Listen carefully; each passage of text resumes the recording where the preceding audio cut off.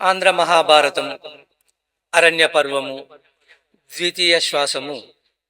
ఆ ప్రకారముగా ఆ కథకుడు అయిన సూతుడు శౌనకాది మహామునులకు మహాభారత కథను ఇలా చెప్పసాగాడు. ఒకరోజు బృహద్దశ్వుడు అనే మహాముని అడవుల్లో ఉన్న పాండవుల వద్దకు వచ్చాడు. ధర్మరాజు ఆ మహామునికి అతిథి సత్కారాలు గావించి కౌరవుల వలన తాము పడుతున్న బాధలు అన్ని చెప్పుకున్నాడు. మహాత్మా రాజ్యాన్ని నివాసాన్ని పోగొట్టుకొని అరణ్యాలలో మావలే బాధలు పడ్డవారు ఇతర రాజులు ఎవరన్నా ఉన్నారా? ఉంటే దయచేసి ఆ కథను తెలపండి అని అడిగాడు.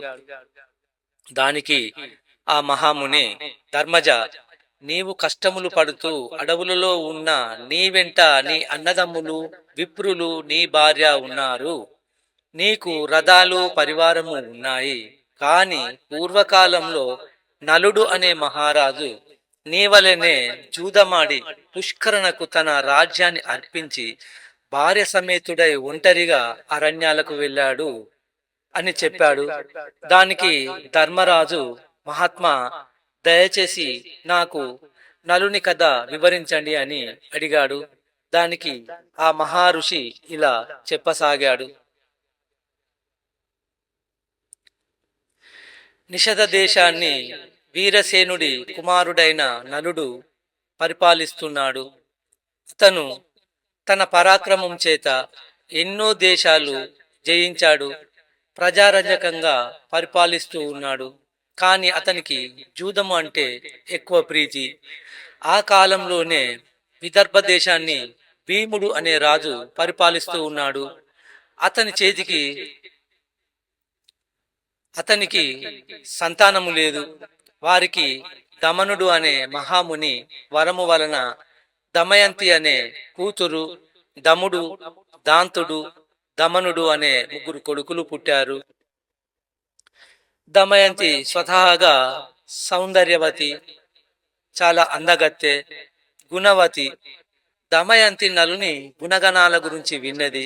అలాగే నలుడు కూడా దమయంతి సద్గుణముల గురించి, ఆమె సౌందర్యం గురించి విన్నాడు. ఇరువురిలో ప్రేమ అంకురించింది. ఒకరోజు నలుడు ఉద్యానవనంలో విహరిస్తూ ఉండగా ఒక హంసల గుంపు వచ్చి అక్కడ వాలింది. నలుడు ఆ హంసలను చూచి ముచ్చటపడ్డాడు. ఆ గుంపులో నుండి ఒక హంసను పట్టుకున్నాడు. మిగిలిన హంసలు తమ తోటి హంసను విడిచి పోలేక ఆకాశంలో తిరుగుతున్నాయి. నలుని చేతికి చిక్కిన హంస మానవ భాషలో ఇలా చెప్పింది: ఓ మహారాజా, నీవు నా మనసులో దమయంతి అనే రాజకుమారుని ప్రేమిస్తున్నావు. ఓ మహారాజా, నీవు నీ మనసులో దమయంతి అనే రాజకుమారుని ప్రేమిస్తున్నావు. నీవు నన్ను విడిచిపెడితే నేను ఆమె వద్దకు వెళ్ళి నీ గురించి, నీ గుణగణాల గురించి, నీ అందచందాల గురించి చెబుతాను. నీ మీద అనురాగములు కలిగేటట్టు చేస్తాను అని పలికింది. ఆ హంస పలుకులు విని నలుడు ఆనందించాడు. ఆ హంసను విడిచిపెట్టాడు. అన్నమాట ప్రకారం ఆ హంస విదర్భ దేశానికి ఎగిరిపోయింది. దమయంతి అంతఃపురానికి చేరి దమయంతి ముందు తిరిగాడసాగింది. దమయంతి తన చెల్లులతో అక్కడ విహరిస్తూ ఉంది. హంసలను చూచి ముచ్చట పడింది. చెలికత్తెలతో చేరి ఆ హంసలను పట్టుకుంది. విధివశాత్తు నలుని చేత పంపబడిన హంసను దమయంతి పట్టుకుంది. ఆ హంస దమయంతిని చూచి, నేను నీ హృదయేశ్వరుడైన నలుని వద్ద నుండి వచ్చాను. నలుడు అందగాడు, సద్గుణవంతుడు, నీకు తగినవాడు. నీకు ఉన్న అందము, సంపద, సద్గుణములు నీవు నలునికి భార్య అయితేనే గాని రాణించవు అని పలికినది. దానికి దమయంతి ఎంతో సంతోషించి, ఓ హంస, నీవు నలుని గురించి నాకు ఎలా చెప్పావో అలాగే నా గురించి కూడా నలునికి చెప్పావా అని అడిగింది. అలాగే అని ఆ హంస నిషిధ దేశానికి వెళ్ళి దమయంతి గురించి నలునికి చెప్పింది. నల దమయంతులు ఇద్దరు ఒకరి మీద ఒకరు మదన తాపంతో బాధపడుతున్నారు. ఆ విషయం భీమరాజుకు చెలికత్తెల ద్వారా తెలిసింది. అప్పుడు దమయంతి తండ్రి అయిన భీమరాజు తన కుమార్తెకు స్వయంవరాన్ని ప్రకటించాడు. అందరు రాజులకు ఆహ్వానాలు పంపాడు. అందరు రాజులు దమయంతి స్వయంవరానికి వచ్చారు. నలుడు కూడా అందరితో పాటు స్వయంవరానికి పోతున్నాడు. ఈ విషయం స్వర్గలోకాధిపతి ఇంద్రునికి తెలిసింది. ఇంద్రుడు కూడా దిక్పాలకులతో కలిసి దమయంతి స్వయంవరానికి బయలుదేరాడు. మార్గంలో వారికి నలుడు కనిపించాడు. ఇంద్రుడు నలుని చూచి, నిషిధరాజా, నీవు మాకు దూతగా ఒక పని చేయాలి అని అడిగాడు. సరే, అలాగే చేస్తాను, కాని మీరు ఎవరు? నేను మీకు ఏమి చేయాలి అని అడిగాడు నలుడు. అప్పుడు ఇంద్రుడు నలుని చూచి, నేను ఇంద్రుడను, వీరు దిక్పాలకులు, మేము దమయంతి స్వయంవరానికి వెళుతున్నాము. నీవు ముందుగా పోయి దమయంతితో మా గురించి చెప్పి ఆ కోమలి మమ్ములను వరించేటట్టు చేయాలి అని అన్నాడు. దానికి నలుడు, అయ్యా, ఇది మీకు ధర్మమా? నేను కూడా అదే స్వయంవరానికి వెళుతున్నాను అని అన్నాడు. దానికి ఇంద్రుడు, నీవు మాకు మాట ఇచ్చావు, మాట తప్పకూడదు. ఇది దేవత కార్యము, నీవు చేయగలవు. దమయంతి అంతఃపురము ఎలా ప్రవేశించాలా అని నీవు శంకించవలదు. మా మహిమ చేత నిన్ను ఎవ్వరు అడ్డు పెట్టరు అని అన్నాడు ఇంద్రుడు. చేసేది లేక నలుడు దమయంతి అంతఃపురంలోకి ప్రవేశించాడు. దమయంతిని మొట్టమొదటిసారిగా చూశాడు. తాను హంస వలన విన్న దానికంటే ఎక్కువ సౌందర్యవతి అని అనుకున్నాడు. నలుని చూచి దమయంతి ఆమె చెలులు ఆశ్చర్యపోయారు. దమయంతి నలుని చూచి, మహాత్మా, మీరు ఎవరు? ఇక్కడికి ఎక్కడి నుండి వచ్చారు? ఈ అంతఃపురంలోకి ఎవరికి కనపడకుండా ఎలా ప్రవేశించారు అని అడిగింది. దానికి నలుడు, దమయంతి, నా పేరు నలుడు, నేను దేవదూతగా వచ్చాను. ఇంద్రుడు దిక్పాలకుడు నన్ను తమ దూతగా నీ వద్దకు పంపారు. వారిలో ఒకరిని నీవు వరించాలి అని చెప్పమన్నారు అని చెప్పాడు. అప్పటికే దమయంతి నలుని గురించి విన్నది. ఇప్పుడు అతని అందచందాలు కనులారా చూసింది. కాని అతని మాటలు ఆమెకు కష్టం కలిగించాయి. అయ్యా, నేను మానవ కాంతను, వారు దేవతలు, వారికి నమస్కరించవలసిన దానిని, వారిని ఎలా వరించను? ఇది ధర్మమా? నాడు హంస చెప్పినది మొదలు నిన్ను నీ గుణగణాలను మనసులో ధ్యానిస్తూ ఉన్నాను. నా తండ్రి గారు తమరిని ఇక్కడకు రప్పించడానికే ఈ స్వయంవరాన్ని ప్రకటించారు. కాబట్టి మీరే నా భర్త, నన్ను భార్యగా స్వీకరించండి. లేని ఎడల నేను బలవంతంగా నా ప్రాణాలు తీసుకుంటాను, కానీ ఇతరులను వరించను అని ప్రార్థించింది దమయంతి. అదేమిటి దమయంతి? దేవతలు మరణము లేనివారు, ఐశ్వర్యము కలవారు. వారిని వదిలి జరామరణములకు అలవాలమైన ఈ శరీరధారినైన నన్ను వరించడం కోరుకొనవచ్చునా అని అన్నాడు నలుడు. ఆ మాటలకు దమయంతి దుఃఖించింది. నేను ఒక ఉపాయం చెబుతాను. అందరి ముందర నేను ఆ దేవతలను ప్రార్థించి నిన్ను వారి సమక్షంలోనే వివాహమాడుతాను. అప్పుడు నీకు దేవతల పని చేయలేదు అన్న దోషము ఉండదు అని పలికింది. అవే మాటలు నలుడు ఇంద్రునికి చెప్పాడు. అది విని దిక్పాలకులు, మమ్ములను దమయంతి ఎలా వరించదో చూస్తాము అని పలికి అందరూ నలుని రూపంలో స్వయంవరానికి వచ్చారు. స్వయంవర మంటపంలో ఒకేసారి 5 నలులు కనిపించారు. అందరూ ఆశ్చర్యపోయారు. దమయంతి వరమాల పట్టుకొని వచ్చింది. 5 నలులను చూచింది. మనసులో దేవతలను ధ్యానించింది.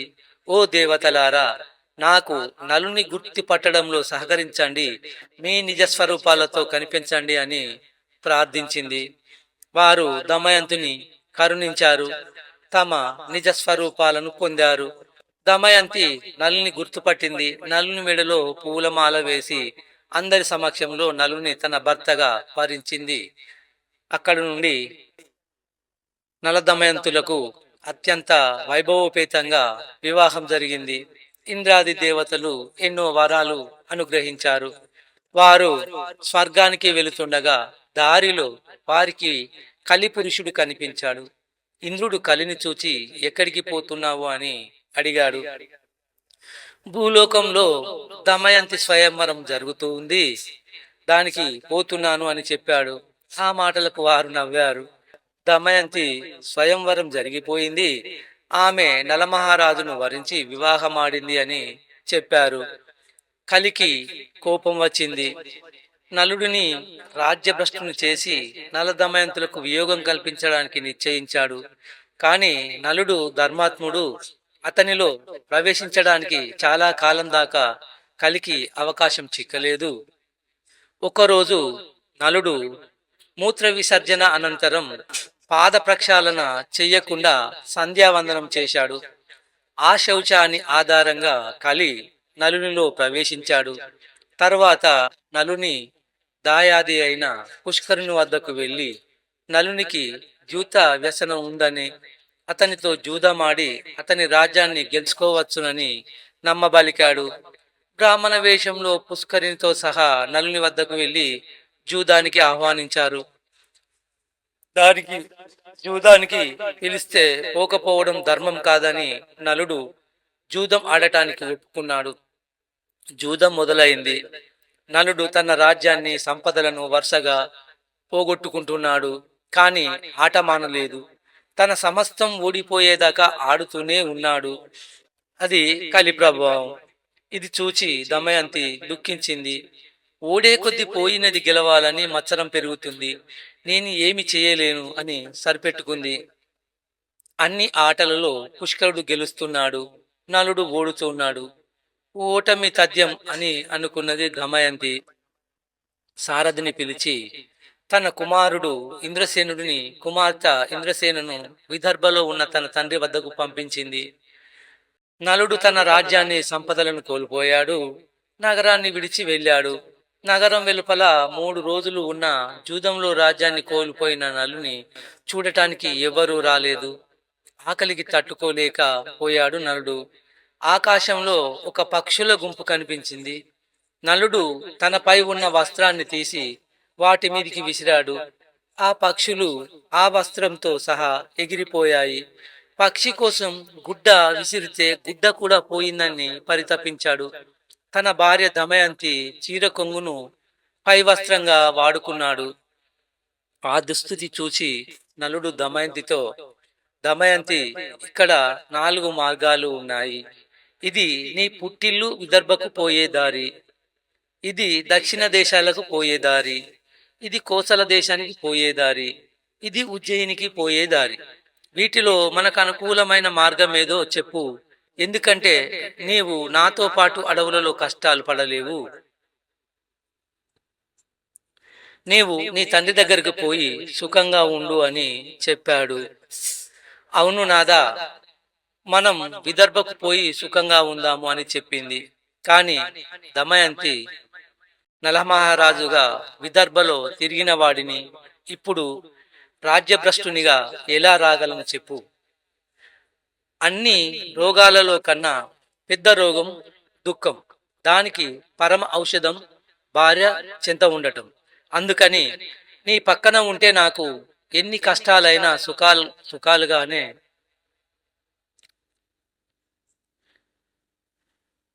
ఉంటాయి అన్నాడు నలుడు.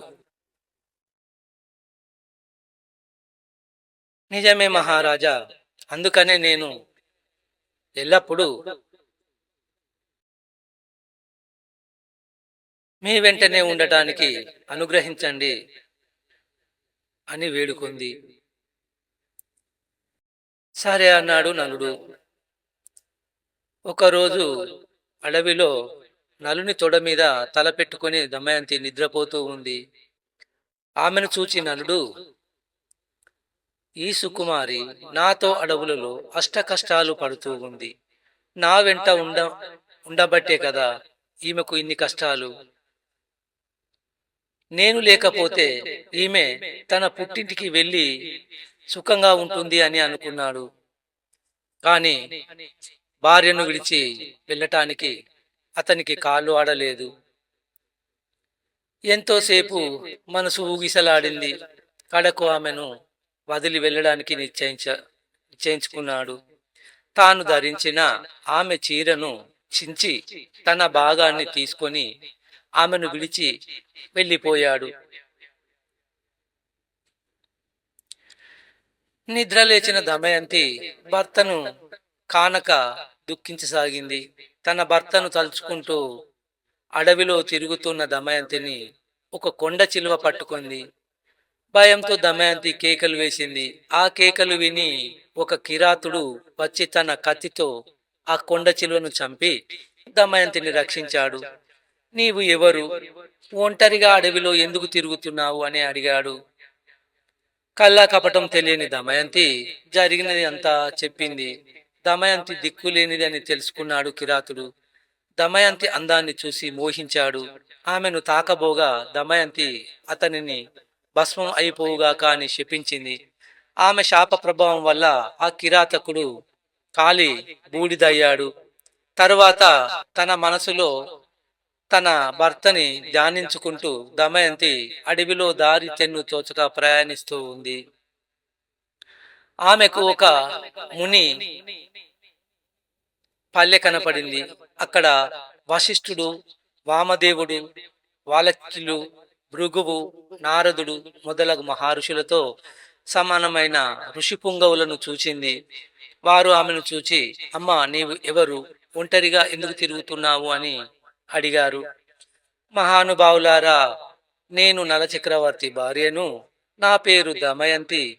విధివశంతో నాకు భర్తృవియోగం కలిగింది. నా భర్త ఎటు వెళ్ళాడో మీరు చెప్పగలరా? నేను నా భర్త లేనిదే జీవించలేను అని చెప్పింది. అమ్మా, నీకు త్వరలోనే భర్త సమాగమనం జరుగుతుంది, చింతపడకము అని చెప్పి ఆ ఋషులందరూ వెళ్ళిపోయారు. తరువాత దమయంతి పిచ్చిదానిలా